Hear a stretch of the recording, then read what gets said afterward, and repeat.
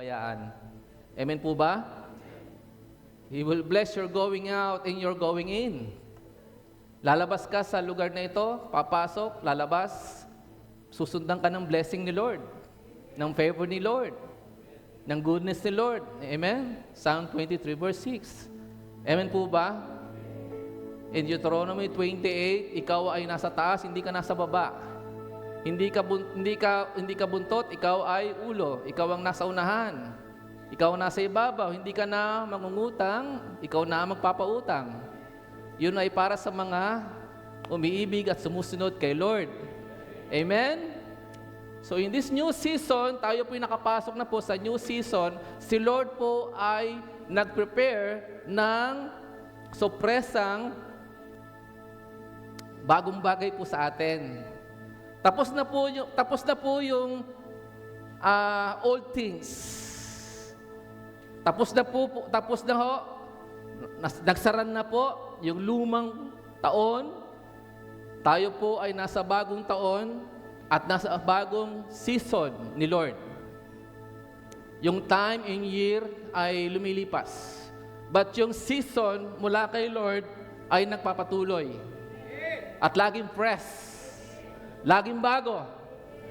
Sapagkat ang ating Panginoon Diyos ay Diyos ng mga bagong bagay sa buhay natin. Kasi po, yung luma, boring po yun eh. Wala ka pong masyado makukuhang breakthrough po doon at pagbabago. Pero sa bagong bagay na inihanda ni Lord, laging may improvement, laging may pagbabago, laging mayroong, sabi nga ay nakakasabik na karanasan mula sa Panginoon. Amen po ba? Iba sa naging karanasan mo sa nakaraang panahon. Amen po ba? So, we thank the Lord because we know na tayo po ay talagang blessed dahil yan po ang intention, yan po ang desire and will ni Lord sa ating lahat. Nagpapasalamat tayo sa Panginoon sapagkat tayo po ay Kanya. Amen. We belong to one Heavenly Father and to one Lord, si Jesus, Shepherd natin. At ang Holy Spirit ay sumasa atin. Tayo po'y treasure possession ni Lord. At very precious ka sa Panginoon. Amen po ba? Hindi mo ba nare-realize every day, meron tayong Heavenly Father. At yung ating Heavenly Father ay labis na nag-care sa'yo. At hindi kailanman nagbabago ng pagmamahal, pag-ibig sa'yo. Yung kanyang love, unstoppable. Yung love ng ating Heavenly Father para sa'yo ay unstoppable. At immeasurable, hindi mo masusukat. Yun nga lang, kapag nakapokus ka sa storms of life, sa mga problema at pangailangan, hindi mo makikita at mararamdaman ang pag-ibig ng Diyos sa iyo na hindi nagbabago. Pero kapag lagi kang malapit ka sa ating Diyos ng pag-ibig, sa ating Heavenly Father, sa tuwing ika'y mananalangin sa Panginoon, lagi kanyang isusustain ng kanyang love, ng kanyang grace. Amen. Sa ating Diyos, hindi na mahalaga kung ilang beses ka man, nagkakamali, nagkukulang. Talagang ganun eh, wala namang perfecto po sa atin. Pero alam ni Lord, ang desire ng heart mo na nagpupurso ka sa kanyang will. Ang mahalaga dito, andun ang desire ng heart mo na sumunod ka sa kalooban ng Diyos. Nais mo na in this new season, kagaya na sinabi po ni Divine, na lalo kang on fire kay Lord sa iyong pag-ibig, sa iyong relasyon sa Diyos. Amen po ba? At yan po ang nais kong i-share ngayon sa inyo ngayong umagang ito. Kapag ikaw ay malapitin sa Panginoon, kapag ikaw po ay nag-aalab sa pag-ibig mo sa Diyos, tuloy-tuloy mong mararanasan yung mga bagong bagay mula sa Panginoon. Yung mga kamangang bagay na nais gawin ng Diyos para sa iyo. Amen? Kung meron kang hinihiling sa Panginoon na mga mabubuting bagay at mga inaasahan sa Kanya ngayong new season, tandaan mo, masigit ang plano ng Diyos. Mas mabuti, mas malawak ang napakagandang iniisip sa iyo ng Panginoon. Amen? Nais kong basahin po natin ang Isaiah 43 verse 18 to 21 sa Tagalog translation.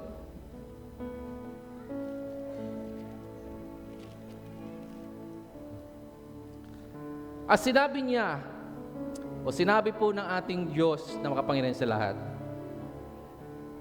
ilibing mo na sa limot at huwag nang alalahanin pa ang mga nangyari noong unang panahon.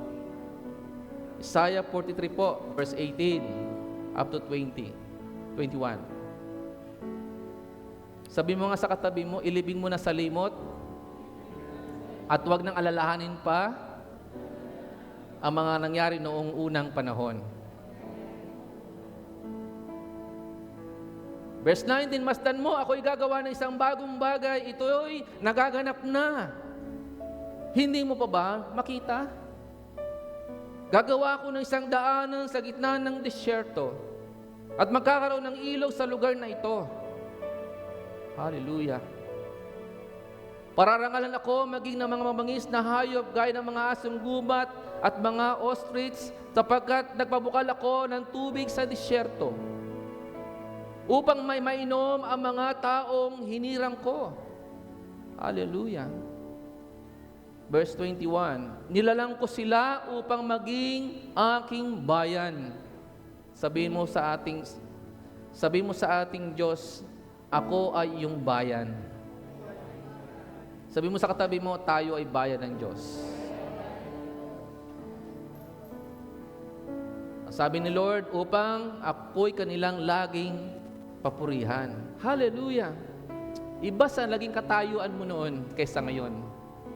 Kapag naranasan mo yung mga bagong bagay sa Panginoon, hindi ka na matutulad gaya sa dati. Amen po ba? Yung buhay mo noon na malayo sa Panginoon, walang tama't pakilala, walang tamang relasyon at pakilala sa Panginoon, ay walang nararanasang pagbabago, walang breakthrough, at hindi mo makita yung purpose mo.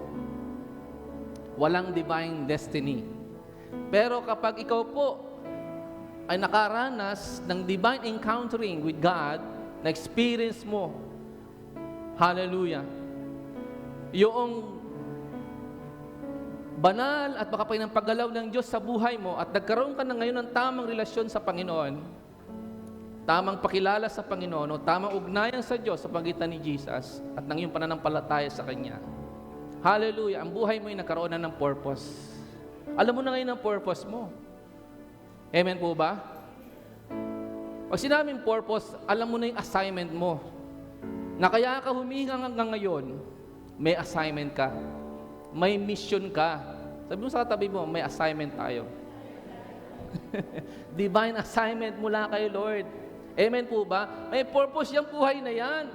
Huwag mo sabihin, ang ganyan ka lang. Huwag mo sabihin, walang purpose siyang buhay. Meron purpose ang buhay na yan. At kahit sino ka pa, kahit na ano ka pa, tandaan mo, ang Diyos ang tumawag at pumili sa iyo. Amen. At ikaw po ay mahalaga sa Panginoon. At nais ng Panginoon, ideklara mo yung kanyang kapurihan. Yan ang purpose ng buhay mo. Madeklara, mahayag siya sa buhay mo. Paano mo maihahayag ang kadakilaan ng Diyos sa pamagitan ng buhay mo kung wala kang nararanasang pagbabago mula sa Panginoon? Sinasabi ng iba, huwag niyong tignan yung ako. Tignan niyo na lang yung mga mabubuting ginagawa ko. Ganito na talaga ako. Pero ang Diyos ay Diyos ng pagbabago. Nais ng Diyos na ikaw ay makaranas ng improvement. para mahayag yung kanyang realidad, kadakilaan sa buhay mo. Na ang Diyos, hindi Diyos ng lumang bagay, siya Diyos ng mga bagong bagay. At yan ay magmamanifest sa buhay mo at sa lahat ng areas ng buhay mo. Amen po ba? Ang title po ng mensaheng ito ay God Doing a New Thing. Ang Diyos ay gumagawa ng mga bagong bagay. Nakapasok na po tayo sa new season. Iba po sa naging nakaranasan mo nung lumang panahon. Ay, hallelujah. Kaya nga, kung ikaw ay spiritual na lingkod at anak ng Diyos, maintindihan mo ngayon ang mensaheng ito. Amen? Sa spiritual realm, kapag kayo malapitin sa Diyos, maunawaan mo dahil nakipakikita sa iyo ng Diyos kung ano yung matinding plano niya sa buhay mo. In this new season, ang Diyos ay gumagawa ng mga bagong bagay sa buhay ng bawat isa sa atin. Amen po ba? And I really thank the Lord sapagkat siya'y buhay. Amen? Ang kanyang word, ang kanyang mga promises ay buhay. Hindi po tayo na may stock. Hindi po tayo may stock sa isang lugar lang. Doon sa lumang bagay na walang breakthrough. Gusto natin tuloy-tuloy na breakthrough. Amen? Tuloy-tuloy na pagbabago. Tuloy-tuloy na pag-unlad. Kagaya po naman na sinabi ni Divine kanila, gusto natin tuloy-tuloy na increase. Sino gusto dito ng increase? Supernatural increase sa lahat ng areas ng iyong buhay. Ang ganda po ng naging tema po ng ating anniversary sa March 1. Nagaganapin po sa munisipyo. Favor. You are highly favored. Amen. You are supernaturally blessed and highly favored in all areas ng iyong buhay. Dineklara po yun ng Word of God according to Psalm chapter 5, verse 12. The Lord bless you. Amen. And the Lord bestow on you His favor. Bakit? Kasi natutuwa siya sa atin. Nakatingin si Lord sa atin. You are the apple of God's eye. Praise God! Kasi pambihira po, dakila yung plano ng Diyos at intensyon ng Diyos sa ating buhay. Amen po ba? Sabi nga ng Jeremiah 29 verse 11, a plan to prosper you, not to harm you. Amen? Not to harm you. Kaya kahit anong mangyari sa mundong ito, tandaan mo, may proteksyon ka ng Diyos. Covered ka ng protection ni Lord. Ang pangako ng Diyos ay powerful, magmamanifest sa atin every day. A plan to prosper you, not to harm you. Walang sino man makapananakit sa iyo. Amen. Even calamities, hindi makakapenetrate sa iyo. Maybe nag-struggle ka sa karamdaman, pero tandaan mo, kapag ikay malapitin sa Panginoon, isinuko mo, pinasako mo sa Panginoon, ang lahat ng areas ng buhay mo, ang mga bad situation na nangyayari sa buhay mo, tutulungan ka ng Panginoon. Sakit, karamdaman ay dadaan lang. Lilipas po yun, saglit lang yan. Meron tao, sinipon lang, hindi na po naggumaling. Lumala. Why? Kasi wala po siyang personal relationship with God at pakilala na ang tunay nating manggagamot ay si Jesus. Kapag ikaw po ay laging equipped, loaded, empowered ka lagi ng mga pangako ng Diyos, alam mo na ang lahat po ng mga nagiging mga hindi magandang karanasan mo na yan sa buhay, panandalian lang po yan. Gaya na sinasabi po ng aklat ng unang Pedro. Bawat pagsubok na pinaparaan, pinahayaan ng Panginoon na ating maranasan, yan ay pandalian lamang. Sapagkat ang ating pananampalataya ay genuine, Sabihin mo sa katabi mo, genuine ang ating faith kay Lord. Amen!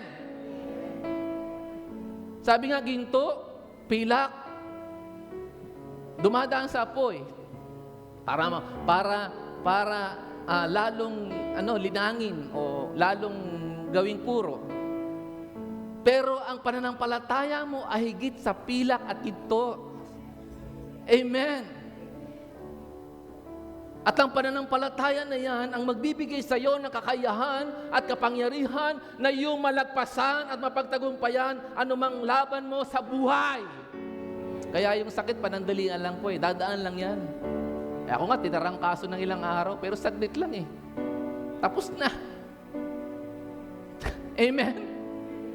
Why? Kapag ikaw'y mandirigma, sundalo ni Kristo, lahat ng anumang pong pagkipaglaban mo, yaman po'y yaman ay pakipaglaban sa sakit, yaman po'y pakipaglaban para sa financial increase o breakthrough na nais mo, hallelujah, mapagtatagumpayan mo lahat yan.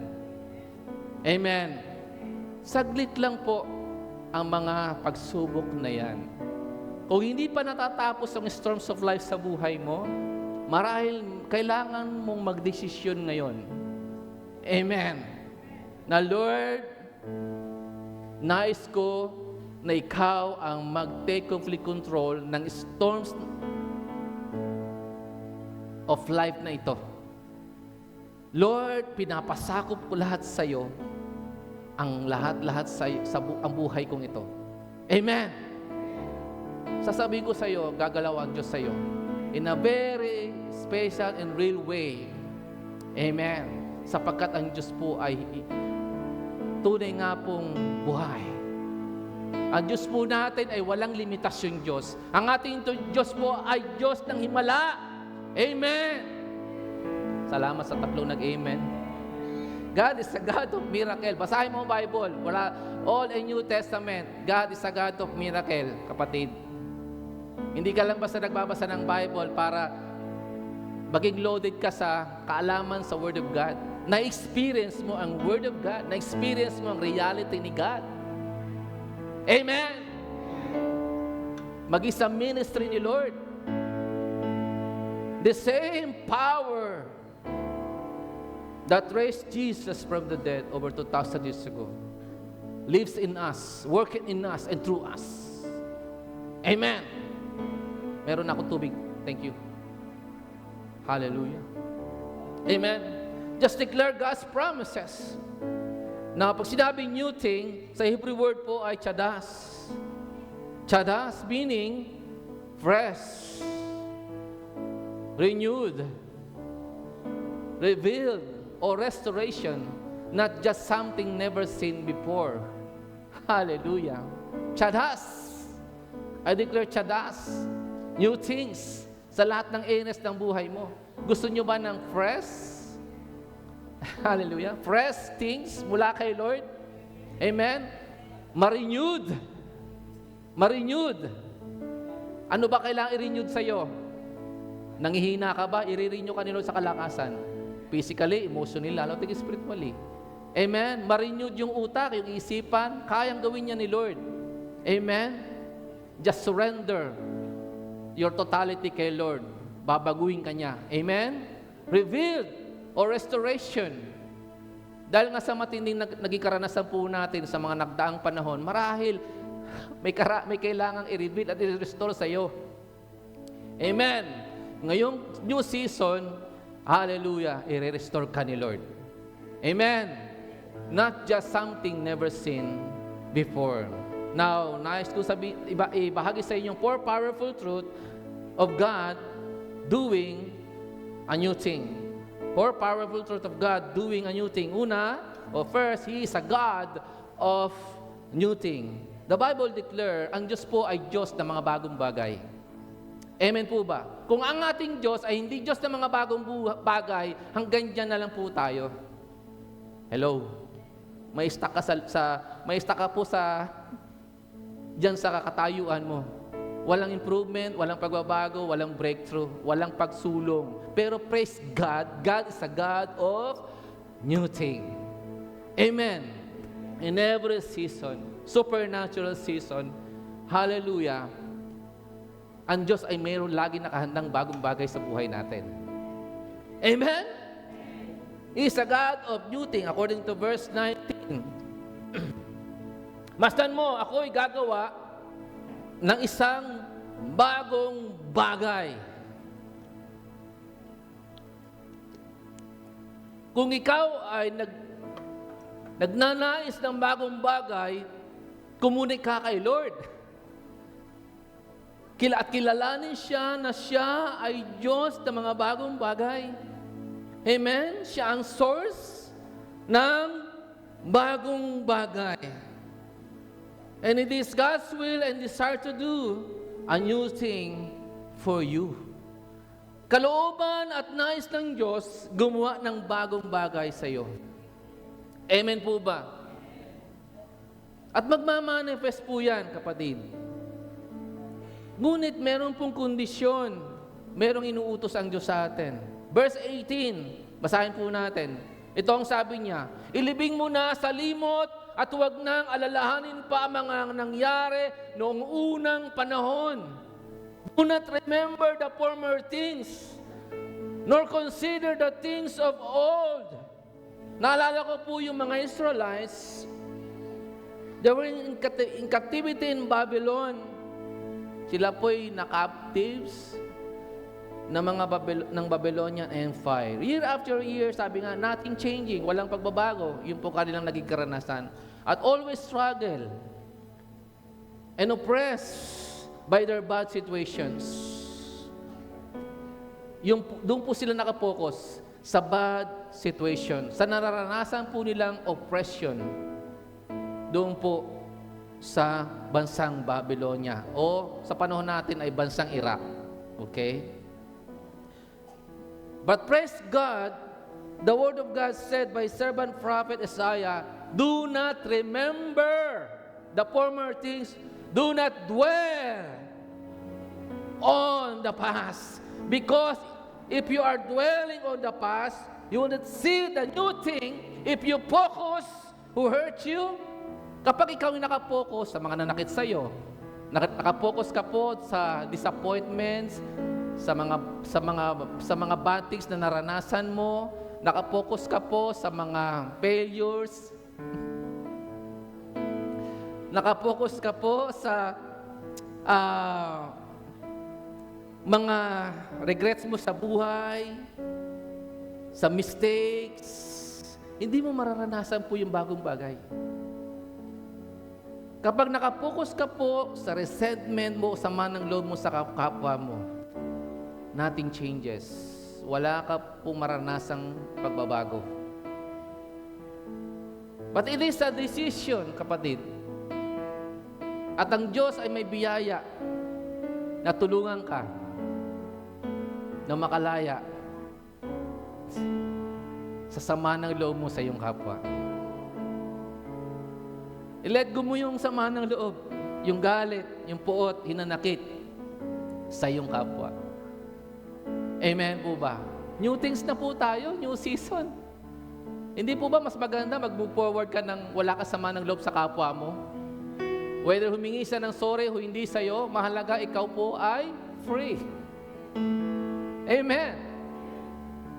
Ang mahalaga, kasama mo si Lord. Hallelujah. Siya ang source ng joy, ng peace, ng hope, ng courage. Amen. Ng success. Amen. Ng victory. Ang mahalaga dito, hallelujah, kasama natin si Lord sa new season na ito at nararanasan po natin yung mga bagong bagay mula sa Kanya. Amen po ba? Sino dito may sama pa ng loob sa iyong kapwa? I-let go mo na yan. Magpasya ka na magpatawad. Marahil bago ka pumunta dito, binigyan ka ng sama ng loob mo na yung kapwa. Pero paglabas mo dito, wala ka nang galit sa puso mo. Nagpatawad ka na. Bakit? Hallelujah, mas masarap, mas magaan ang walang sama ng loob sa kapwa. Amen po ba? Ako tatanungin ninyo, ilang taon na po ang ating church? Mag-anniversary tayo, ilang taon na? 23. So ilang taon na kami ni Mami Richie yung naglilingkod sa Panginoon. Marami po kaming naging karanasan, painful experiences sa buhay. Maraming tao nagdulot din sa amin ng sama ng loob. Tao rin po ito. Sumasama din po talaga ang loob. Nagagalit. Pero, mas pinipili ko pong magpatawad. At sinasabi ko sa prayer, Lord, pinapatawad ko na siya. Ano man ang nagawa niya sa akin, gaano man katindit kabigat, Lord, I release my forgiveness. Thank you for your grace, Lord. Amen. Sapagkat kung tayo maglilingkod sa Panginoon na hindi ayos ang ating puso, meron tayong resentment, galit po at sama ng loob sa ating kapwa, hindi po tayo magiging blessing. Hindi po tayo magiging effective at kagamit-gamit. Amen. Para sa kapurihan ng ating Diyos. Amen po ba? Ang Diyos po ay Diyos na nagpapatawad. Ang Diyos po ay Diyos na talagang hallelujah, nagre-restore ng ating heart. Kaya kung gusto mo ma-restore ang heart mo, lumapit ka kay Lord ngayon sa oras na ito. Just surrender your heart. Magpasya ka na isuko ang buhay na yan kay Lord. May purpose yan, kapatid. May assignment ka. At nais ni Lord na ngayong new season, makita mo, hallelujah, kung paano gumagalaw ang Diyos sa buhay mo. At sa lahat ng eras ng buhay mo, ikaw ay laging may blessing ni Lord. Yung favor ni God ay nararanasan mo sa lahat ng areas ng buhay mo. Why? Kasi wala pong hadlang doon sa blessing ni Lord. Nakikinig po ba kayo? Gusto nyo walang maging hadlang doon sa blessing ni Lord para sa iyo? Magpatawad ka. Di ba sabi ni Lord Jesus, magpatawad ka at patatawari ka rin ng iyong amang nasa langit. In Mark chapter 11, bago tayo manalangin, ang sabi ni Lord, magpatawad ka muna. Sapagkat ang forgiving spirit or a forgiving heart ay isang malaking hadlang po kung kaya hindi natin mapagalaw o papapakilos ang mahimalang kamay ng Diyos sa ating buhay. For your healing, for your financial breakthrough. Hello? Forgiveness lang pala, kapatid. Naalala ko, mayroon ako isang pinanalangin. Matagal na pong panahon na yon. Dati po siyang umatin dito, sayang. Kasama ko si Teacher Marian. Hindi ko pa maalala kung sino yung kasama ko namin noon. Siya po ay na-oppress ng devil. Hindi po siya makatulog, hindi po siya makakain ng maayos. Why? Kasi may lumalabas na uod sa kanyang balat. Hindi niya maintindihan, may mga lumalabas na mga maliliit na uod sa kanyang katawan. Kahit natutulog po siya, may lumalabas na mga insekto o uod sa kanyang katawan. Sabi ko sa kanya, na-oppress ka ng devil, ng demon. Mayroong nangkukulam sa iyo. Ang dapat mo lang gawin ngayon, magpatawad ka muna. Meron ka bang nakasama ng loob? Sabi niya, meron po. Matindi po yung ginawa niya sa akin. Inabandon niya ako, niloko niya ako, etc. etc. Sabi ko, gusto mo makalaya ka dyan sa demonic oppression? Just release forgiveness muna sa iyong kapwa. Then bago ipagpe-pray kita para kayo ma-delivered diyan sa oppression na nararanasan mo mula sa kaaway. So nilid namin siya sa prayer, and then maluwag sa puso niya, nag-release ng pagkapatawad. Siya na nagbanggit ng pangalan, kasama yung nanay niya, nagpe-pray. Alam niyo, matapos kami mag-pray, hallelujah, merong miracle ginawa si Lord. Nakalaya po siya sa demonic oppression.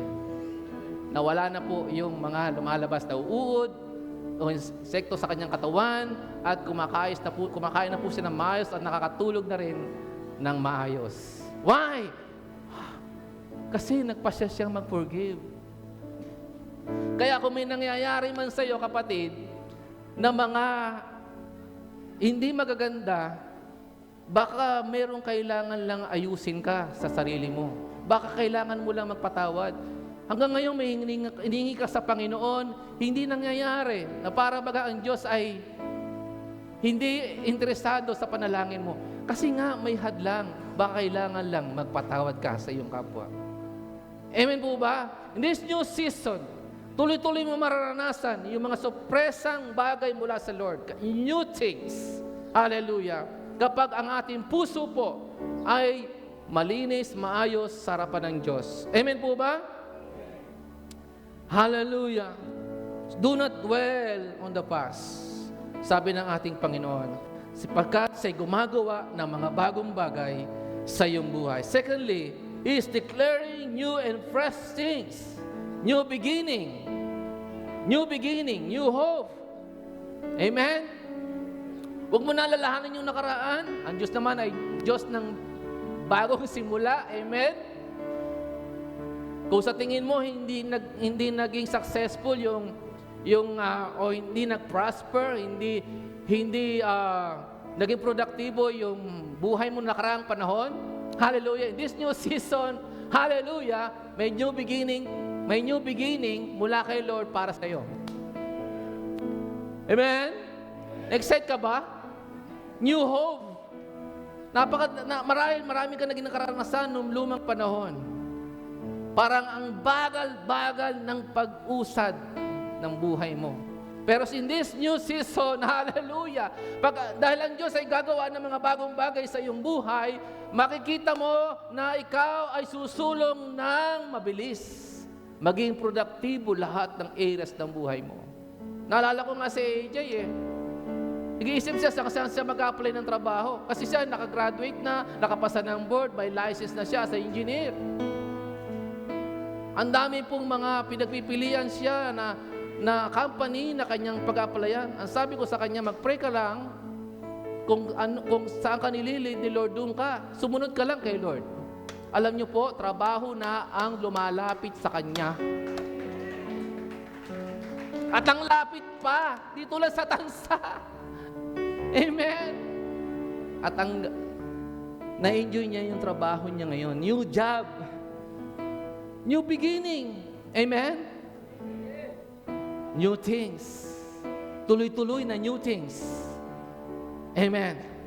New hope. New health. Sino gusto dito ng new health? Bagong kalusugan. New healing. Jeremiah 30 verse 17. And I will, sabi ni Lord, for I will restore your health. I will restore health to you and heal you of your wounds, says the Lord. Pakinig kayo mabuti. Si Lord, hindi lang po magbibigay sa iyo ng physical na kagalingan, maging inner healing. Amen. Gusto ni Lord, restored ka ng buong buo. Ikaw ay restored. May kailangan ba i-restore sa iyo? Buong buo, i-restore ka ni Lord. Healing! Hindi lamang po sa iyong physical body. Healing po your soul. Amen. Glory to God. Yan po ay declaration ng Word of God. Ngayong season, gusto ni Lord maging malusog ka, kapatid. Tingnan mo katabi mo, malusog ba? Lusog na lusog nga. Di ba, Sam? Malusog-lusog. In this new season ni Lord, hallelujah, lagi kang may bagong kalusugan, kapatid. Amen! Kung ikaw po ay nag-struggle sa karamdaman mo ngayon, maraming nakikinig ka ngayon sa online. Kaya ka wala dito dahil meron kang karamdaman, mahina ang iyong pangatawan. Just declare, hallelujah, the promises of God. Ang sabi ni Lord, Jeremiah 30 verse 17, ulit-ulitin mo yan, ideklara mo yan sa karamdaman mo. For I will restore health to you. Amen? And heal you of your wounds, says the Lord. Lord, heal me. Heal my body. Lord, I forgive. Nagpo-forgive ako sa mga nagkasala sa akin, nagkulang. Sa mga nagdulot sa akin ng matinding sama ng loob. Nag-release ako ng forgiveness. Then, healing will follow, kapatid. Amen! Supernatural healing sa iyong buong katawan, sa iyong soul. New breakthrough in all areas ng buhay mo. Mayroon kang laging breakthrough. Pambihirang tagumpay. Amen? Pag sinabing breakthrough po sa Tagalog ay pambihirang tagumpay sa lahat ng areas ng buhay mo. Amen? Bakit? Because God is a God of breakthrough. Amen? Now, sabi ni Lord, now it shall spring forth.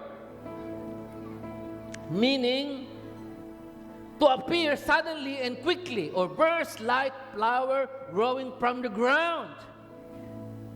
Amen? Tulad nito, bigla na lang sumulpot, bumulwak, lumitaw.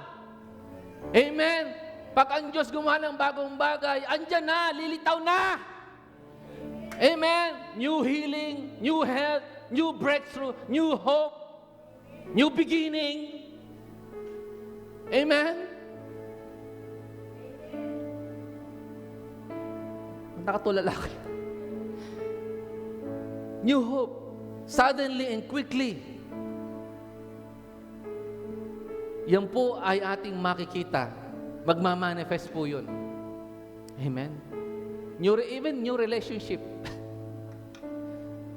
Sino gusto ng new relationship? Sa mga matagal na nagpe-pray, Lord, bigyan mo ko ng lifetime partner galing sa iyo, hindi lifetime burden. Hallelujah! Amen! Bibigyan ka ni Lord ng tamang makakasama mo sa buhay, yung gagaya mo na merong maalab na relasyon sa Diyos. Amen po ba? Thirdly, God is in the business of doing something new. Ang sabi sa verse 19, shall you not know it? Hindi mo pa ba ito nakikita? So si Lord ay gumagawa na ng bagong bagay sa buhay mo. Mag-focus ka lang dito sa mga pangako ng Diyos. Huwag ka na mag-focus doon sa lumang nakaraan, sa lumang bagay, sa mga nakagawian mong luma. Tapos na yan. Amen. Ito na ngayon ang bago. Ito na ngayon ang ginagawa ni Lord kayo sa buhay mo. Pagbastan mo, doon ka mag-focus. Amen po ba? Pag kasi nakapokus ka doon sa ginagawa ni Lord ng bagong bagay, makikita po yan sa buhay mo. Amen? Makikita po yan sa pag tinignan ka lang ng kapatid mo sa Panginoon, sa mukha mo pa lang nakikita na eh. Amen? Sa kilos mo, gawa mo, nakikita na merong bagong bagay na ginagawa ang Diyos sa buhay mo. Amen? Wow! Dati, hindi ganyan ang kilos mo. Para kang mahina kung kumilos, parang walang sigla, walang kabuhay-buhay. Pero ngayon, puspos ka ng enerhiya, ng kalakasan, yan ay galing kay Lord. Hindi ka naigugupo ng sakit, hindi ka naigugupo ng karamdaman, hindi ka na-stress, hindi ka na-penetrate ng kahirapan because ang Diyos ay Diyos na mayaman, He's a God of provision, hindi ka pinababayaan ni Lord, hindi ka pinagkukulang ng Panginoon. Amen po ba? Isipin mo, noong nakaraang taon, pinagkulang ka ba ni Lord? Hindi. Kami nga po December pa lang, ang dami na namin bills. Pagpasok ng January, sinalubong na kami ng marami pong mga bills. Kailangan mag-prehistro ng kotse, mag-prehistro ng sasakyan, kailangan po namin magbayad ng amilyar, etc. Sinalubong na po kami ng napakarami pong bayarin. Pero si Lord hindi nagkulang. Mayaman si Lord! Generous ang ating Panginoon! May project ang church, eto na, praise God! Nangyayari, di po ba? Laging may bagong bagay. Amen! Kapag ang mindset mo para sa bagong bagay, because God is the God of new thing, makikita po yan sa buhay mo. Magmamanifest po yan in all areas ng buhay mo. Hallelujah! Tunay nga po, napaka dakila ng gagawin ng Diyos sa ating buhay. Excited po tayo. Amen po ba? So God is in the business of doing something New. Sabihin nyo, new. New life. 2 Corinthians 5 verse 17, kaya nga, kung nakipag-isa ka na kay Kristo, ang isang tao, isa na siyang bagong nilalang. Wala na ang dati niyang pagkatao, sa halip ay napalitan na ng bago. Sabihin niyo bago. Amen? Bagong nilalang. Ibig sabihin nito, kapatid, hallelujah, walang imposible sa Panginoon. Kaya ka pala niyang baguhin. Amen? At yung luma, kaya niyang alisin sa'yo. At ika'y bihisan ng bagong pagkatao mula kay Kristo. Amen po ba? Ito sa decision, kailangan mo lang mag-submit, magpasakop kay Lord. At kilalanin siya, Lord, ikaw ay Diyos ng pagbabago. Baguhin niyo ako, Lord. Amen po ba? Upang makita at bahayag ka sa aking buhay. Ayoko ba i-stuck sa luma, Lord? Ayoko ma-stuck sa dating ako. Sa sitwasyong walang breakthrough, walang pag-unlad. Gusto ko, Lord, sa bagong bagay mula sa iyo. Amen! Palapakan naman natin si Lord. Glory to God. New life. New fervor or burning passion for God. Sino gusto dito maging maalab muli sa Panginoon? Nakaraang taon ba, ikaw ba'y maalab sa iyong relasyon kay Lord? Ngayong new season, mas lalo kang ma-in-love. Mas lalo kang maging maalab sa iyong relasyon sa Panginoon. Amen po ba? No matter what, ano man mangyari, hindi ka kailanman, hallelujah, titigil, hindi kailanman hihinto ng iyong maalab na relasyon mo sa Paginoon. Sa halip, lalo ka maglalagablab sa relasyon mo kay Lord. The more nakakaharanas ka po ng mga atake ng masama, ng kaaway sa buhay mo, lalo ka mas maging maalab kay Lord. Amen po ba? In James chapter 4, mababasa po natin, na kapag ikaw po ay malapitin kay Lord, ikaw po ay hindi kailanman malalapitan ng kaaway. Amen? Sa book of James, basahin po natin. Chapter 4, verse 7. Kaya nga, pasakop kayo sa Diyos, labanan ninyo ang dyablo at lalayuan niya kayo. Makinig kayo mabuti. Tingnan natin po yung kaibahan. Ito yung tao na walang maalab na relasyon sa Diyos, bagamat siya ay Kristiyano. Ito naman po yung tao na maalab kay Kristo. Meron ding relasyon sa Diyos. Pwede ba ako manghiram ng dalawa na pwede kong mag-example? Kayong dalawa. Kayong magkaibigan. Pares kayo ng suot eh. Ayan. Halimbawa lang. Dito ka, Abi. Dito ka. Ayan. Halimbawa lang. Pares silang believers ni Lord. Amen. Tingnan nyo sila. Pares maganda, di ba? Okay. Pares silang sexy. Ito sexy, ito siksik. Okay? Now, pares silang believers ni Jesus. Ito, sample lang naman eh. Bagamat siya po ay believers ni Jesus, pero hindi po siya on fire kay Lord. Wala siyang maalab na relationship kay Lord. Siya po, mananalangin lang pag Sunday. Sisimba lang pag Sunday, pupunta sa church. Mag-worship lang siya pag Sunday kay Lord. Lord, amen. Ito, believers ni Lord, naglalagablab yung puso niya sa pag-ibig niya, sa relasyon niya kay Lord every day. Every day, lifestyle na niya manalangin. Amen? Every day, lifestyle na niya worship kay Lord. Amen? Every day, lifestyle na niya ang magbasa ng Bible. Naglalaan pa rin siya ng time magbasa ng Word of God. Now, sabi ng Bible, kapag ikaw ay malapitin kay Lord, hindi ka malalapitan ng diablo. Amen. Kasi ang taong walang maalab na relasyon kay Lord, madaling lapitan ng masama. Kapag ikaw po ay nag-aalab, nag-aapoy sa presensya ni Lord, hindi ka malalapitan ng masama. Amen po ba? Hindi ka kayang wasakin ng devil. Salamat sa inyong dalawa. Palapakan natin si Lord. New fervor, burning passion for God. Gayong new season, kapatid, Piliin mo at magdesisyon ka, lalo ka maglagablab sa iyong relasyon sa Panginoon. Hindi ka malalapitan ng diablo. Amen po ba?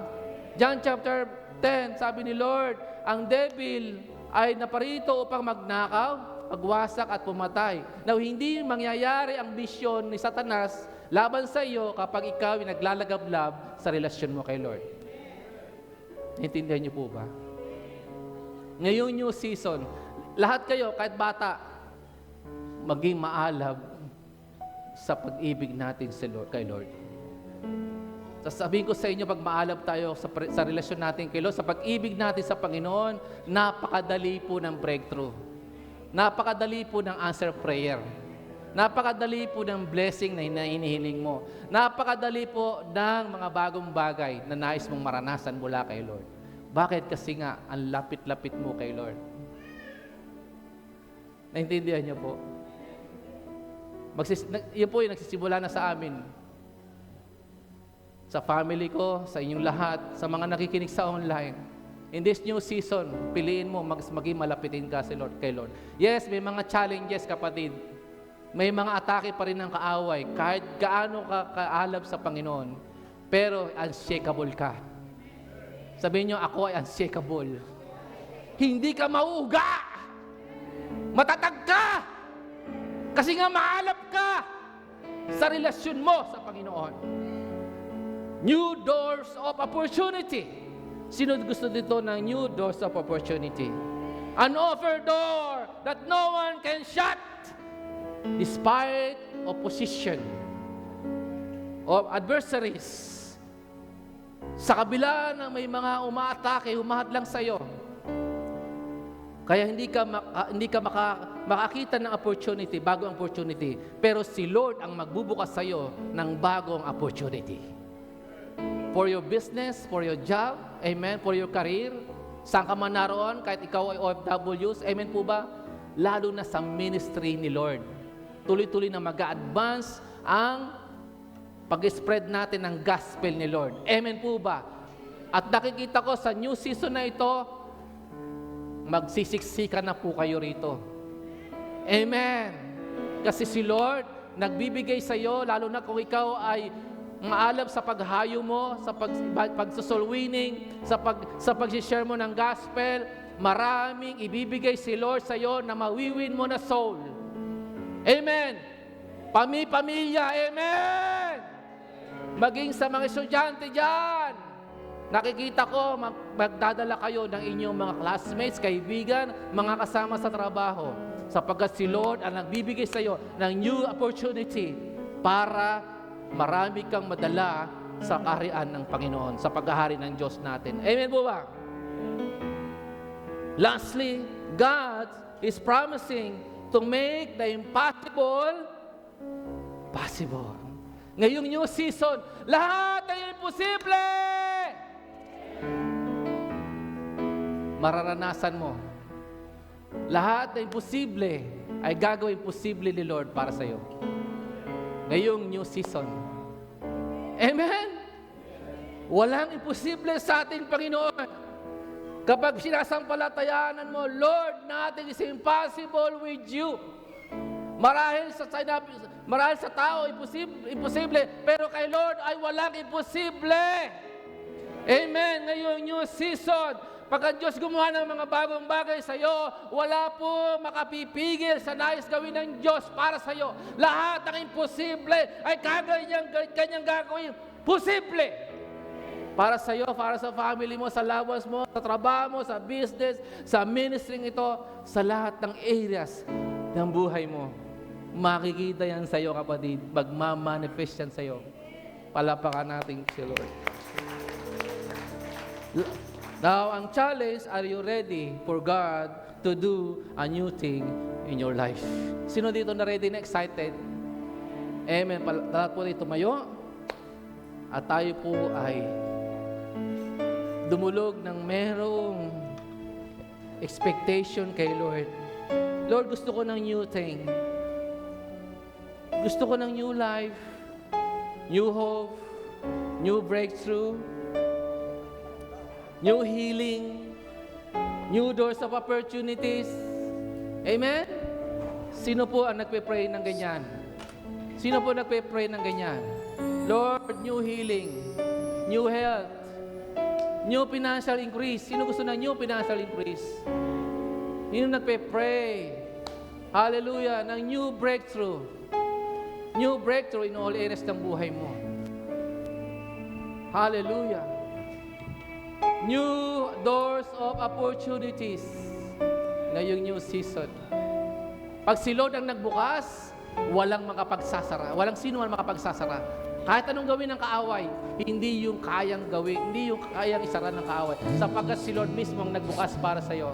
Kung meron may sinara si Lord na pintuan sa iyo, yun ay para sa kabubuti mo. At dahil ni Lord, mas makita at maranasan yung mga bagong bagay ngayon sa buhay mo.